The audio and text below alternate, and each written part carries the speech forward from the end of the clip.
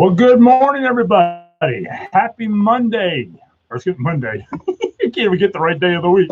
Good morning, everybody. Happy Sunday. Let's start there, shall we? Oh, yes. Well, I don't know about you, but this weather has been phenomenal. So I live in upstate New York, as many of you are aware, and I pastor here. Good morning, Tina. Morning, Jody. And the weather has just been phenomenal. I mean, you wake up and the sun is shining.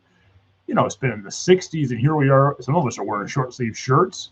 I was talking to someone the other day, and she said, "Well, I can go out and mow my lawn." And here we are in the middle of November, and we can go out and just think we can mow our lawns. I mean, who would have thought that that was something that we could do? Just absolutely incredible.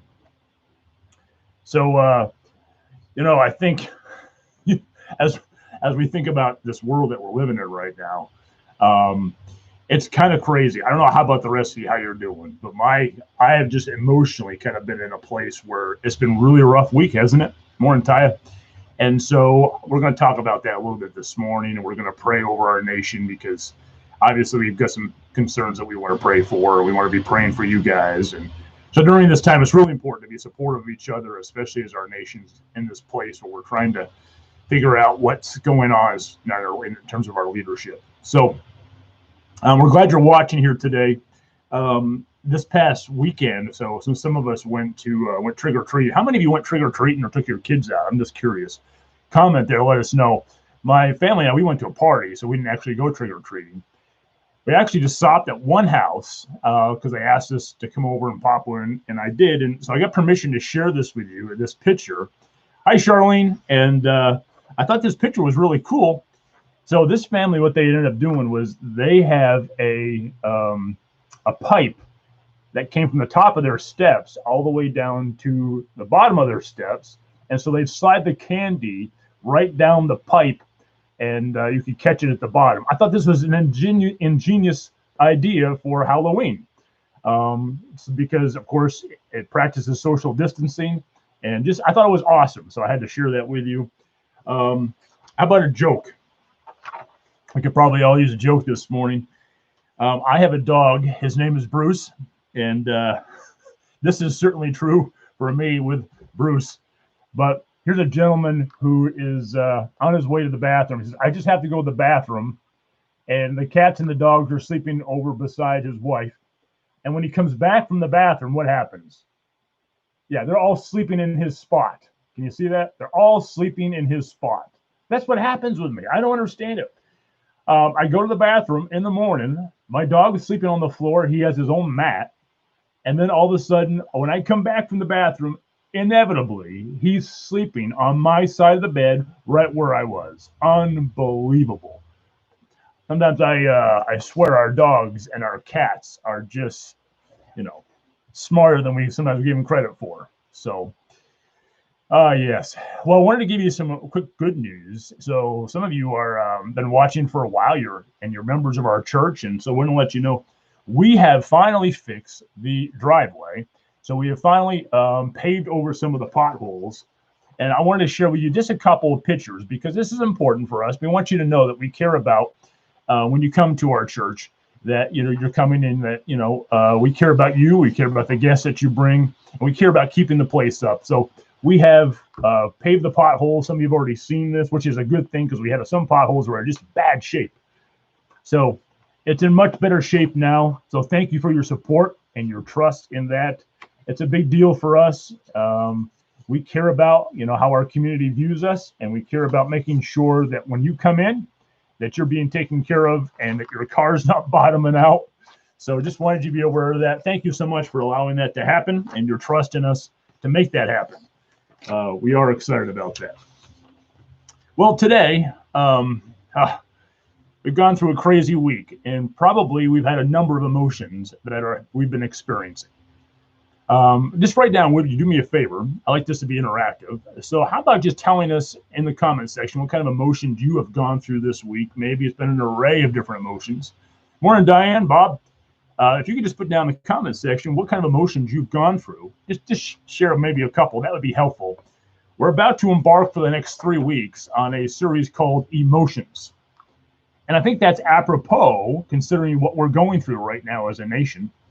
So that we talk about some of these emotions because we all have them. So over the next 3 weeks, we're going to process these emotions in a healthy way. And my hope is that through the series, we can find out how God wants us to handle these emotions.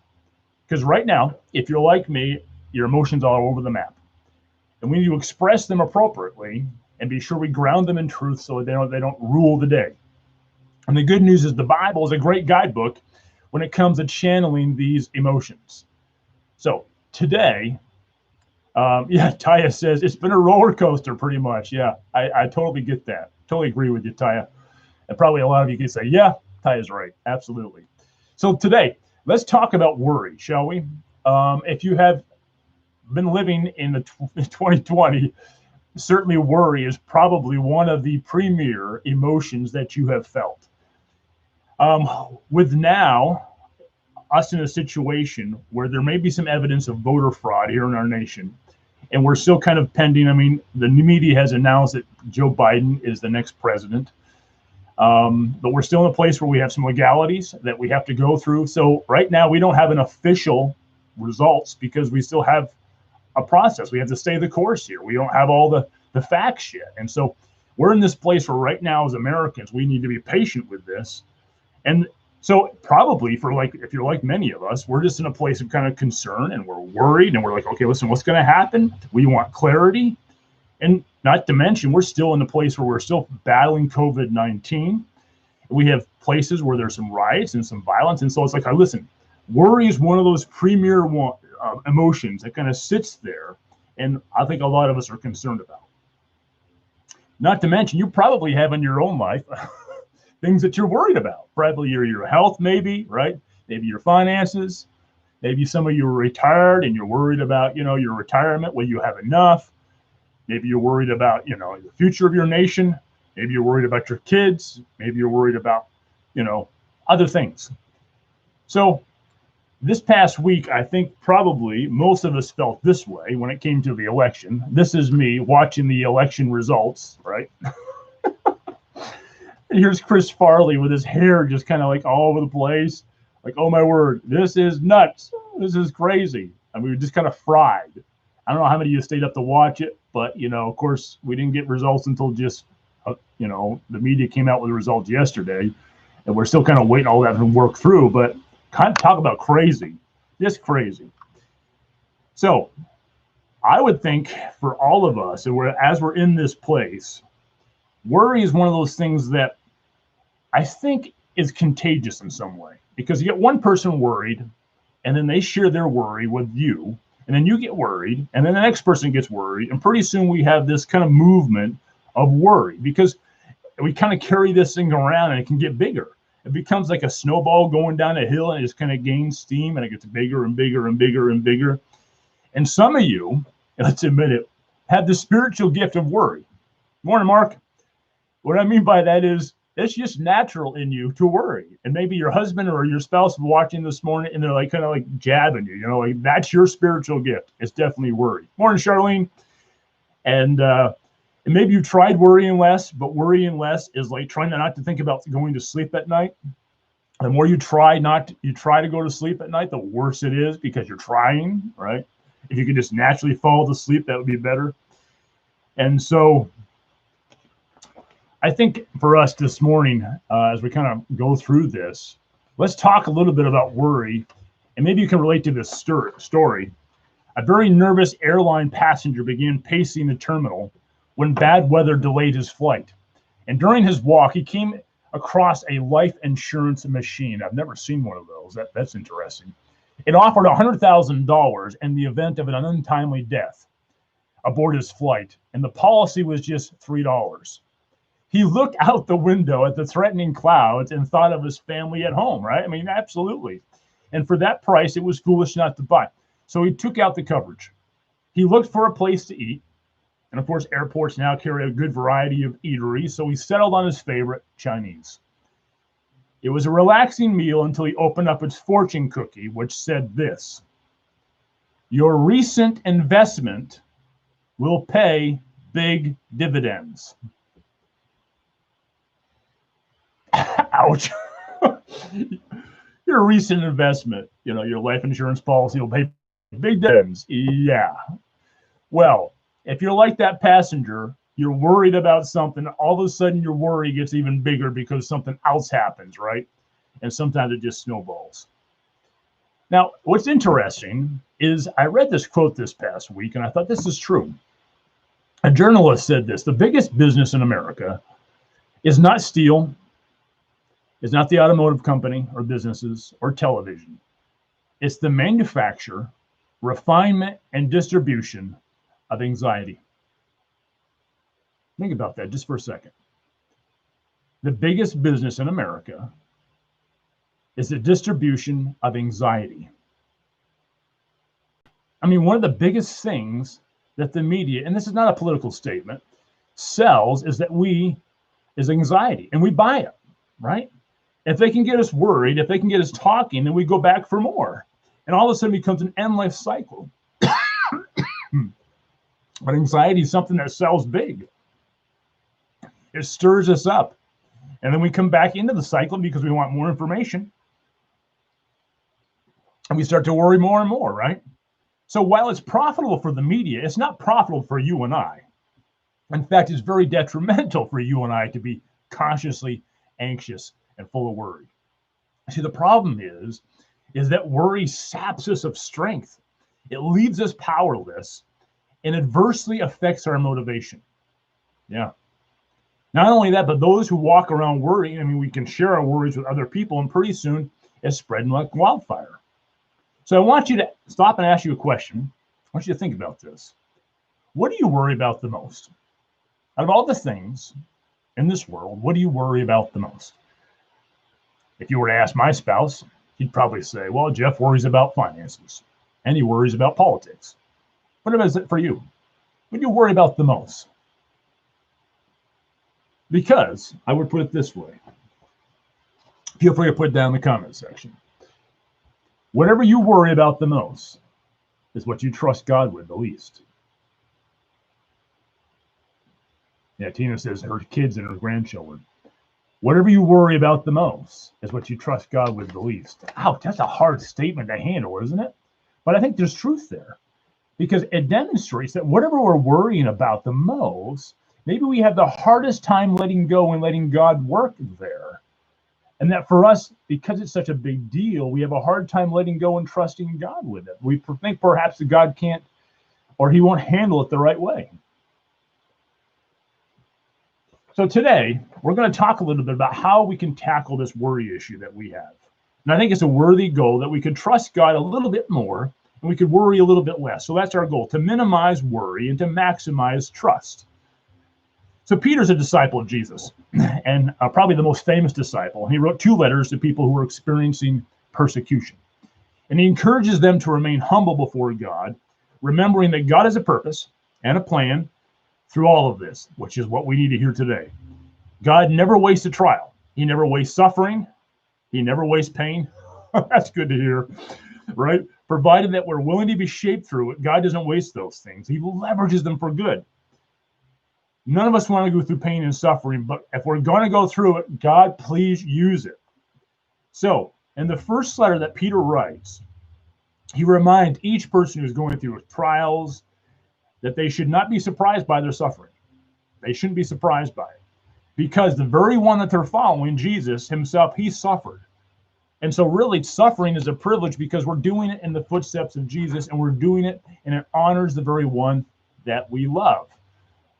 That he knows that we're going through it, he's going to see us through it. Let's go to 1 Peter chapter 5, verse 6. And here's what Peter says. He says this. He says, humble yourselves therefore. That's pretty simple. Humble yourselves, therefore. In the context, Peter's been talking to the elders of the church, and he asks them to care diligently for the church. This is a timely word because they're going through sufferings. He wants the leaders to be sure they're caring for people in their stressful situations. And he tells them to clothe themselves with humility. Now, biblical humility is grounded in the nature of God. So we know that God himself is people-oriented. He's oriented toward others because of who he is, right? God's thoroughly love, through and through, and he's oriented toward others. and he's created us in his image, and he's powerful, and he's big, and he's strong, and he's omnipotent, all powerful, all knowing, all loving, and we are not, right? We're not all loving, we're not all powerful and all knowing. No, we fall short of that. So Peter wants to remind them, hey, listen, let's put this in perspective. You've got God, who's all loving, all knowing, all powerful, right? And then we have us, and we, in comparison to God, we get overshadowed, and we should be overshadowed. But let's keep it in perspective. He's like, listen, remember who God is and how great God is, and remember how small you are in comparison to that great God and how he's created you and how he loves you.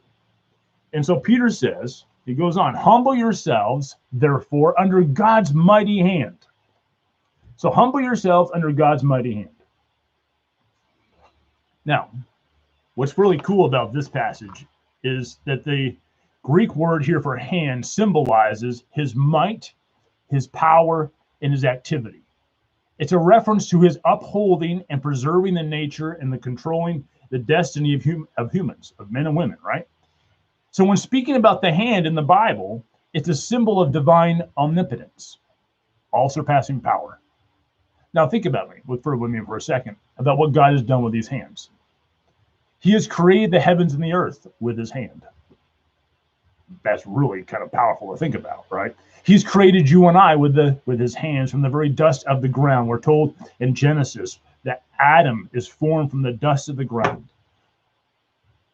Not just that, but we're told in the Old Testament that God's hand for the Israelites meant salvation and deliverance from their enemies. It's also used, the hand is used as a reference as a place of righteous judgment and his loving care for us.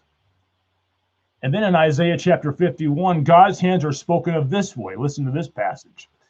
And I have put words in your mouth and hidden you safely in my hand. Woo-hoo!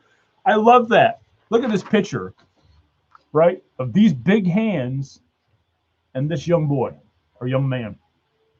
And this is a picture of God holding us in his hand, so to speak. And God says this of the Israelites, I hold you safely in my hand. What a great picture of God holding us. Now think of that. And if there's ever a hand of protection that we want to be under, it's God's, right? Not in the hands of a mayor or a governor or a president or the government, but the very hands of an all-knowing, all-powerful, all-loving God. And that's what an encouragement for us that is.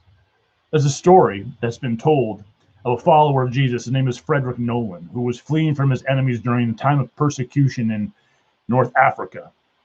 He pursued by them over a hill and valley where there was no place to hide.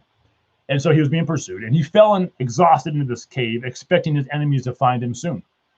Awaiting his death, he saw a spider weaving a web. Within minutes, the spider had woven a beautiful web across the mouth of the cave. When the pursuers arrived and wondered if he was hiding in there, they saw the unbroken and unmangled piece of art and thought it was impossible for him to have entered the cave without dismantling the web. So they left, and he went free. That's a beautiful picture of how God cares for you and I. How God looks after us, holds us in his hands. Now, it's a story of God's protection, and he's fiercely protective of his people. It doesn't mean that no harm will ever befall us. It doesn't mean that we won't suffer. It doesn't mean that we won't experience pain. But it does mean that we have a Father with a capital F who's constantly at work in us and for us.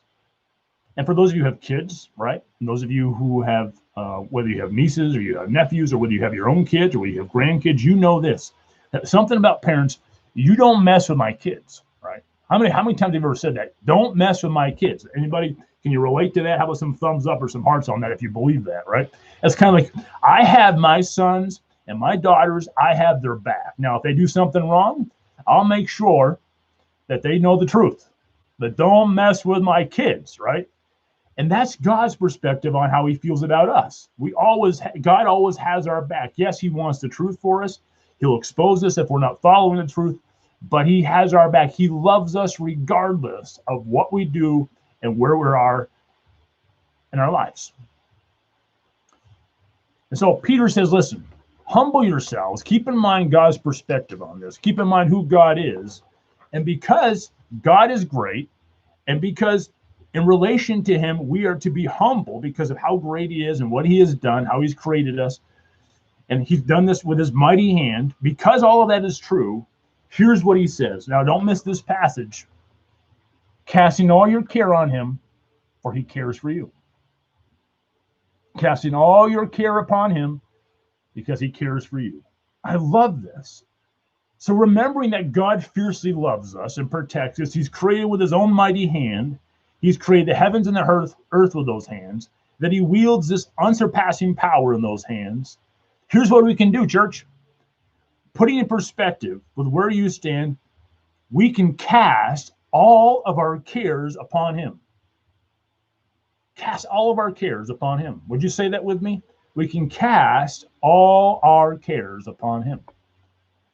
Now, the word there for cares, kind of concerns there in the Greek, comes from a word that means to divide. It means to fracture. It means to separate, which I think is important because isn't that what happens when we worry? Worry draws our attention away from what we normally would occupy ourselves on.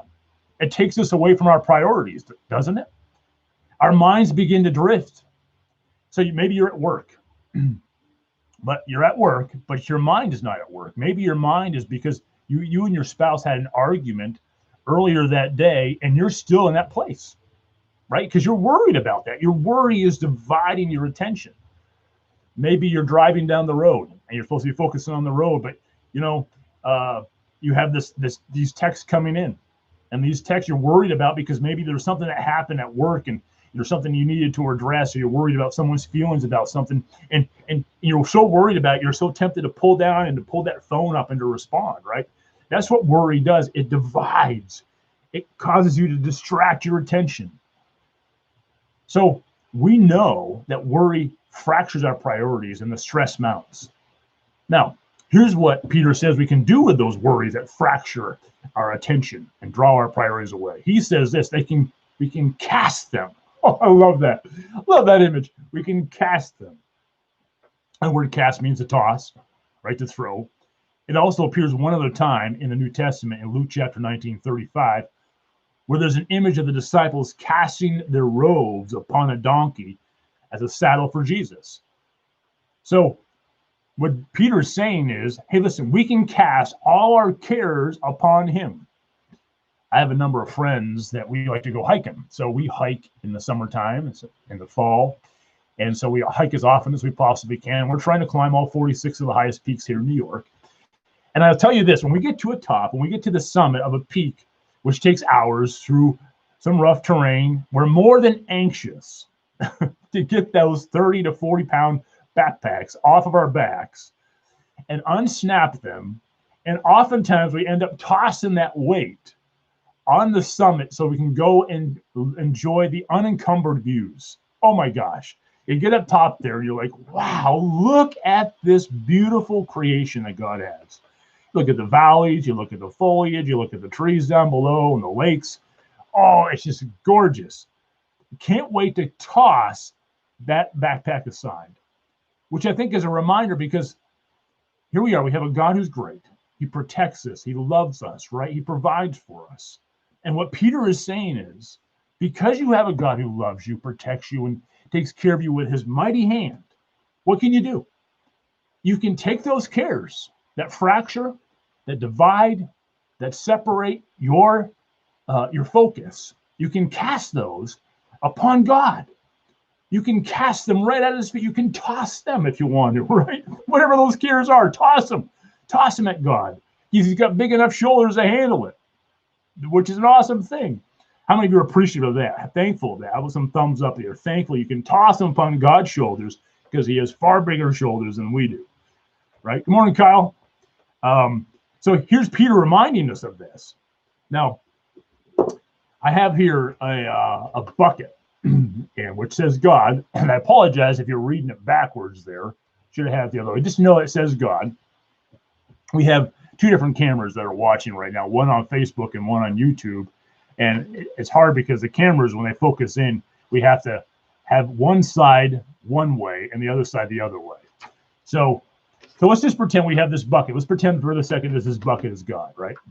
That being said, here's what Peter's inviting us to do. He's inviting us to take our cares. So now, I don't know about you, but I worry about my family. So I've got this great picture of some of my relatives. My mom is in this picture, some uncles, and I got some aunts. Love them to death. They're awesome people. And so, in fact, right now, some of them are watching. They're like, my picture's up there. Huh? It's okay, because you're beautiful, right? But I worry about my family. And so what happens? What's God saying? Hey, listen, I know you want to worry about your family. You want to care for your family. But trust me with them, okay? Trust me with your family. Trust me. I've got them. I love them. I created them, right? Take your family and trust me with them. Or how about this? Some of you are worried today. This is my wallet, right? So some of you are worried today about your finances. You're worried about what's going on in your life. You're worried about, whether you have money in your checking account, whether you have money in retirement, whether you're going to have a job. You're worried about maybe the economy, all of those things that are financially related. God is saying, listen, okay, you can trust me with that.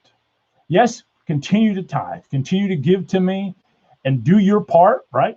But you can trust me with that.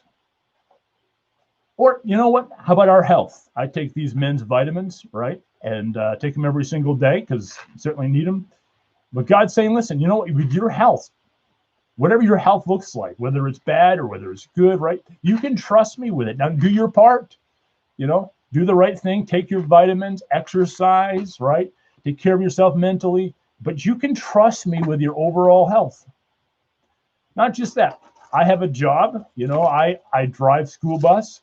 I don't have a school bus key with me right now. We're going to pretend that this is one of them.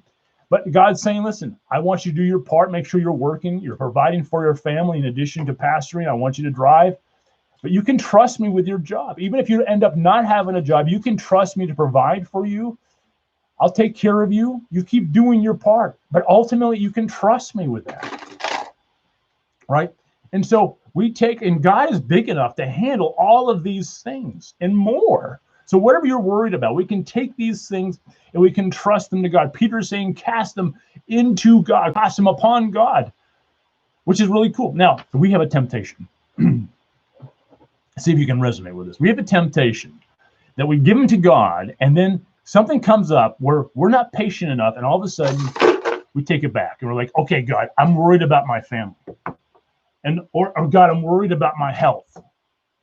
I'm going to take care of this because I'm not sure you're being responsible enough.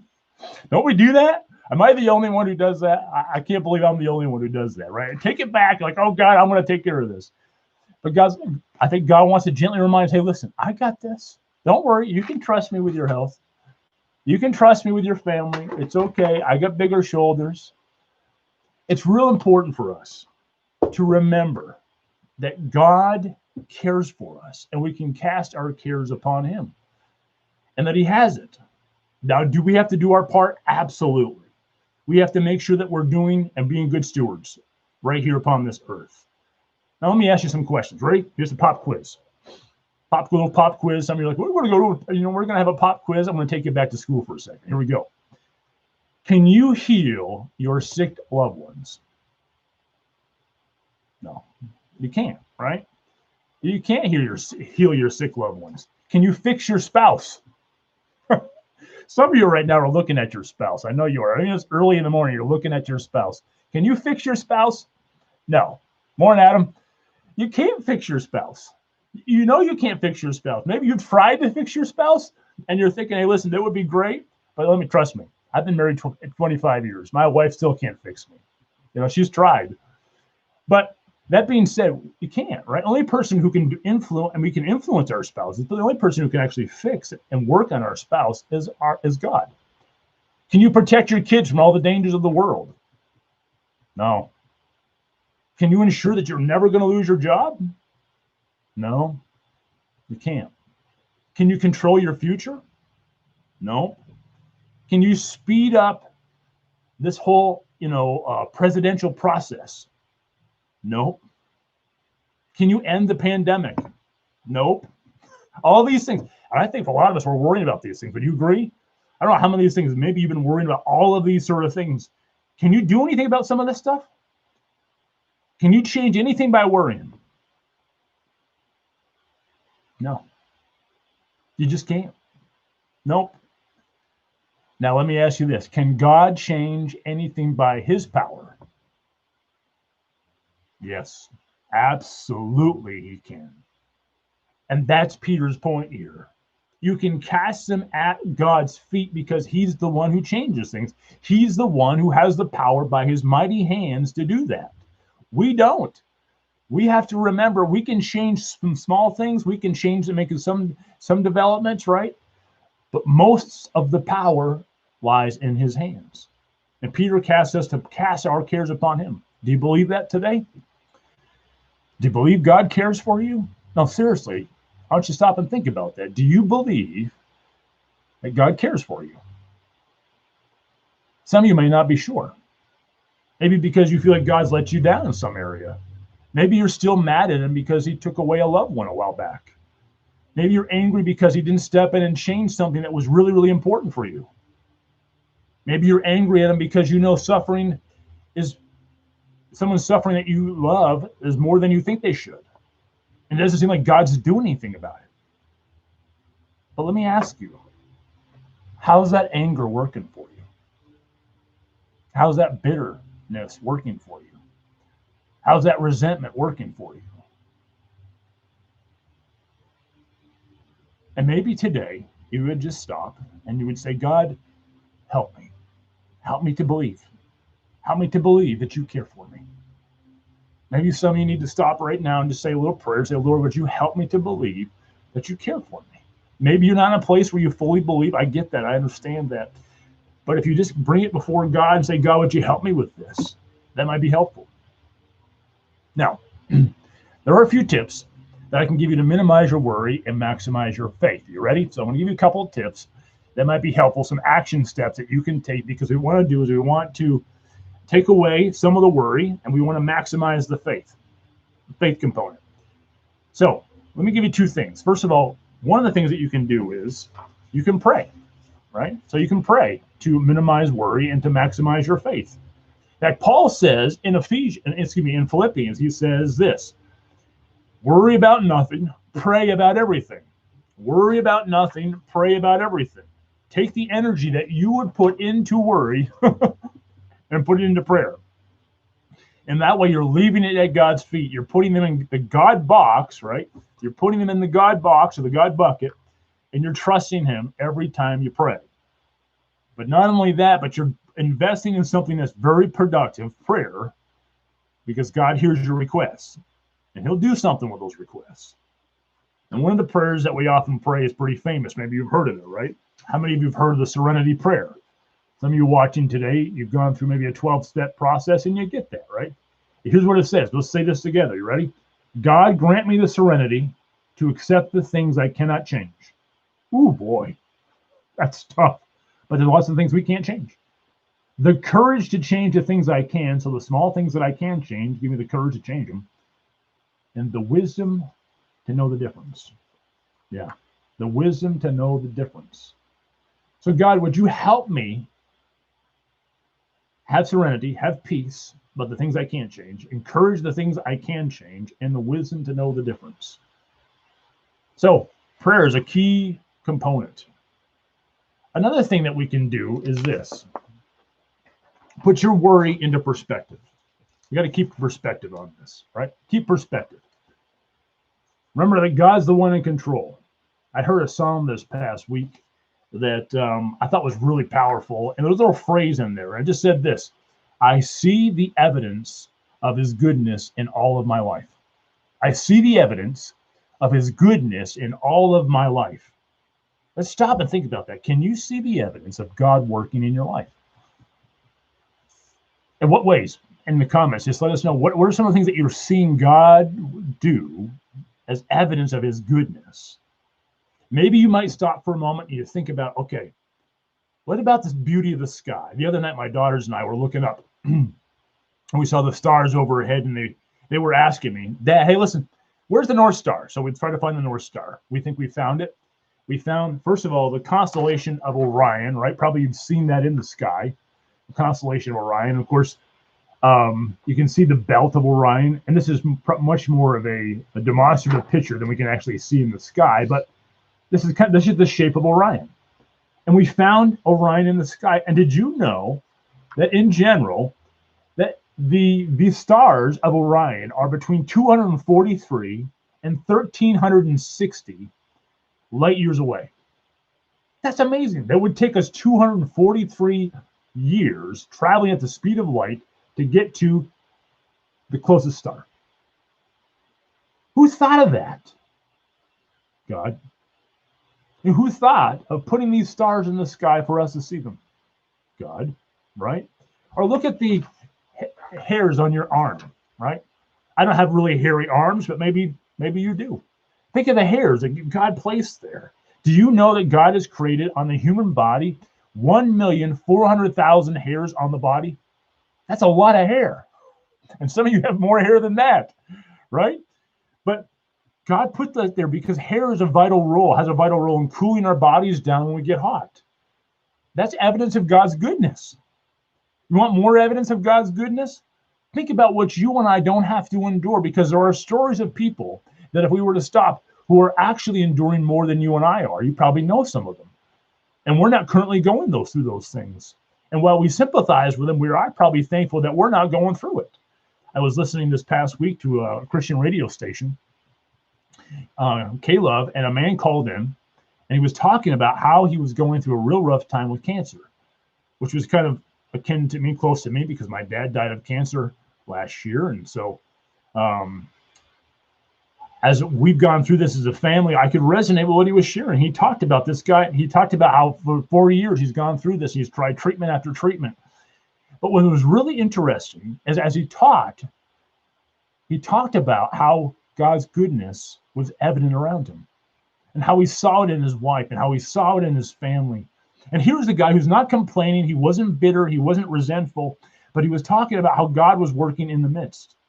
And here's a guy who could lose his life to cancer, but yet he's thankful in the midst of it. And I'm sure he has days where he's disappointed and he frets, but he sees the evidence of God's goodness. Or how about this evidence? Many of you are aware of this. What about the cross, right? When Jesus died on the cross for you and I to love us and to show us that he cares for you and I, that's evidence of his goodness. That he gives us eternal life, forgiveness of our sin. That's evidence of his goodness. So put your worry in the context of God and who he is and what he is doing. And I think you'll find in a heartbeat that really you have nothing to worry about in comparison to who God is and how mighty he is and what he's doing. Recently, a licensed pilot was flying his private plane on a cloudy day, and he was not very experienced in this instrument landing. And when the control tower was to bring him in, he began to get panicky. Then a stern voice came over the radio. You just obey instructions. We'll take care of the obstructions. I love that. You take care of the instructions. We'll take care of the obstructions. Isn't that what God's saying to us today? In other words, friend, loved one, you take care of my instructions. You do what I'm asking you to do. I love you. I care about you. Don't worry about the obstructions. I've got this. I see it all, right? God's sitting up. God's like, I see all the obstructions. I see all the dilemmas and all the problems. Trust me. You worry about the instructions. You focus in on your instructions. I needed to hear that today. Maybe you needed to hear that today too. So my encouragement is pick one of these, pray, right? So you get to the place where you get worried. This week, when you're going into this week, you start to worry, go to prayer about your worry. Put it back into the bucket that God has. Or maybe this week, you're going into the week and you're like, listen, I'm working, and I'm kind of going through a place where I'm really worried. I'm getting myself in a place where I'm full of anxiety. Stop for a moment and put it in perspective. Oh yeah, does God love me? Has he taken care of me? Are there blessings around me that sometimes I don't see? Yes. And put them in that proper perspective. Now, next week, we're going to talk about fear and how God helped us to overcome it. So I don't want you to miss that. And then the week after that, we'll talk about anger and how to process anger. So hopefully this will be beneficial for you. Let's take a moment to pray, and I'll share something with you that's kind of unique and special. Gracious God, we come before you right now. I thank you for all those who are watching. Thank you for those who are faithful listeners and watchers, for those who are joining us perhaps for the first time today. We thank you for the privilege of being able to influence people. And I pray right now for each person. I pray for our nation as we're going through the throes of this election process, and we're still kind of working through some legalities and all the stuff that may yet to come. Would you give us a patient heart? Would you help us to worry less and have more faith?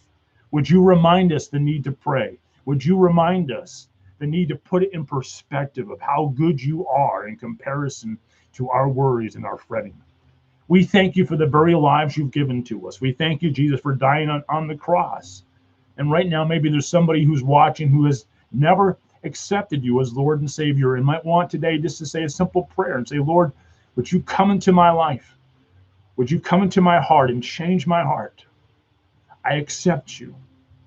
Please forgive me of my sins. I want to follow you. And Lord, I pray that for those who have made a decision to do that, Lord, that you just come alongside them and give them strength in these days. Thank you so much, God, that you, by your mighty hand, your holiness in your mighty hands, and that one day we're going to spend eternity with you. What a great hope that we have. We thank you, Lord, in Christ's name. Amen. Awesome. Hey, listen, if you have something you want us to pray about, would you let us know? So you can send us a message at any time, and we'd be happy to pray for you. You matter to us, and your concerns matter to us. And so if you have something you want us to be aware of, be praying for, send us a message so that we can be doing that. Also, next week, I'm going to share with you a very important announcement starting next week that affects us as a church. That's really exciting for us, and I'll tell you a little bit about that. But you want to tune in next week, I'll share that with you on November 15th. And one other thing before we go, we have put together a list of veterans. Lori Aria has put a list of some veterans, and she's put it up here at the church. And you'll see it when you walk in. She's got a whole kind of placard of different names. And I just want to thank God for that. And so I just want you to be aware that we're honoring veterans. And if you want to add to that list, would you let us know? We appreciate that because we're so thankful for their sacrifice and so thankful for what they've done for our nation. So would you take a moment and would you share this video today with other people? Because I think some people are worrying today, and maybe they'll need to hear what's been taught here this morning. And you can be the vessel to pass this along so that you can help other people to kind of bring it down to a place where they can increase their faith and they can minimize their worry. So if you could help us with that and share this, that would be awesome. God bless you. Have a great week, and thank you again for watching.